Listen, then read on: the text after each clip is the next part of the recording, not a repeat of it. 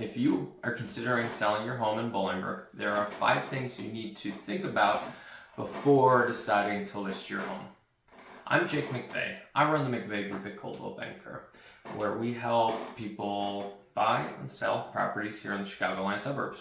Let's hop right into it. The first thing we need to consider is what type of market are we in? Are we in a buyer's market? Are we in a seller's market? Or are we in a balanced market? This is really important to understand as we prepare your home for the market. The way we figure out what type of market we're in is we look for the month supply of inventory, or how many houses are on the market compared to how many houses typically sell in a month in our market. We do the calculation and we figure out, for example, in 2023 here in Bolingbrook, in the summer, we have 0.4 months supply of inventory. So if there's no new listings in 2 weeks, it's likely that all of the current listings will be gone and there's nothing else on the market. That's an extreme seller's market. Anything under 4 months of inventory, 4 months supply of inventory, is going to be a seller's market. Anything from 4 to 6 months is a balanced market. That's going to be an ideal time frame if you're looking to buy and sell at the same time. Or anything above 6 months is going to be a buyer's market. So that's where you're going to be able to negotiate your best deals, get more closing costs paid for by the seller, and so on if you're going to be buying. But it's going to be tougher to sell your home at that point. Now, a lot of people think they want to sell in a seller's market. They want the strongest seller's market possible to sell, but it's kind of a double-edged sword, and it depends on where you're going to go after that. But we'll get into that later. The second thing you need to consider is what type of improvements or transformations do you need to do to your home before it's ready for photos and for showings? We want your home to gain as much attention as possible. We want to get a lot of eyeballs on your home. And depending on the condition of your home or your personal situation, what your motivation is for selling, there are likely some improvements that can be made to either make you more money, to sell it faster, or to make a less stressful sale. For example, anything health and safety related, it could be as simple as smoke detectors, or it could be more complicated, like high radon. Stuff like that, I'm going to advise you to do ahead of time, because health and safety scares people away, and we don't want to scare buyers away, no matter what type of market we're in. There's other things, like a fresh coat of paint, maybe a new countertop to replace a broken old piece of granite, maybe a bathroom upgrade, maybe as simple as replacing railing, that we might suggest too, to make your home sale much easier, simpler overall. In reality, you just need a realtor to come out, take a look at the property, give you some advice, because depending on the type of market we're in, depending on how fast we need to sell it, how much money we want to get from it, we're going to have some suggestions for you. Number 3 is, what is the most important thing for you? What is your motivation for this sale? Are you a growing family and needing a bigger house?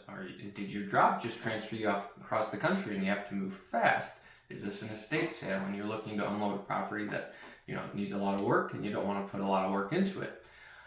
What we're going to want to talk about before we list your home, and as we discuss, of course, the other items here, what kind of improvements are needed, are what your motivations are. What is most important to you? Is it a certain closing date? Is it a certain price? Is it an easy sale? These things all come into play when we list your home, not just when we get offers and are negotiating, but before we get to that point. Number 4, and personally I believe this is one of the more important steps, is where are you going to go? I mentioned earlier that a lot of people think they want to sell in a strong seller's market. And it's true, it's going to be easier to sell, you might get more money. But where are you going to go? Do you have family you can move in with before you can buy your next house? Are you moving out of state? Is it an estate sale? Are you selling off an investment? You have to think about these things, because if you're living in a home and you hope to sell it and say you move up or downsize, we have to consider the fact that if you need a home sale contingency and we're in a strong seller's market, we might not find you another home very quickly. It might be hard to get an offer accepted with that home sale contingency. So sometimes maybe a more balanced market is better if you're going to be selling and buying at the same time. Or do you have somebody you can move in with, or does it not matter because it's just an investment property? But that is something that's really important, and I don't think a lot of people think about when they list their home is, where am I going to go next? The fifth and most important item to consider when deciding to list your home is going to be who you hire as your realtor. Realtors are responsible for the entire sale of your house. They're responsible for marketing, negotiating, advising you on repair requests, helping you along the journey, the whole thing from pre-listing on what improvements you make to getting the house on the market and getting the house in front of potential buyers, into the negotiations, all the way to closing. When you interview realtors, there are a few things that you really need to ask them. One is, do they do this full time? If it's not full time and they're doing it as a hobby, then you don't want to hire them. You want somebody that eats, sleeps, and breathes real estate. You want somebody, for example, myself, I do this day in and day out. I help people buy, I help people sell, I manage a rental property, I flip properties. Anything to do with real estate, I'm doing it. And you want somebody like that you can trust because they have the experience and they have the knowledge to really guide you professionally along the way and give you advice that's going to put you in the best position. Next thing you need to ask them is, how many properties have you sold? Have you sold properties in my neighborhood? What do you know about my city? You want a local realtor. You want somebody that knows your neighborhood, because there are ins and outs and quirks and things that are important that they might know if they're local, and they might not know if they're from 4 towns over and haven't sold in your neighborhood before.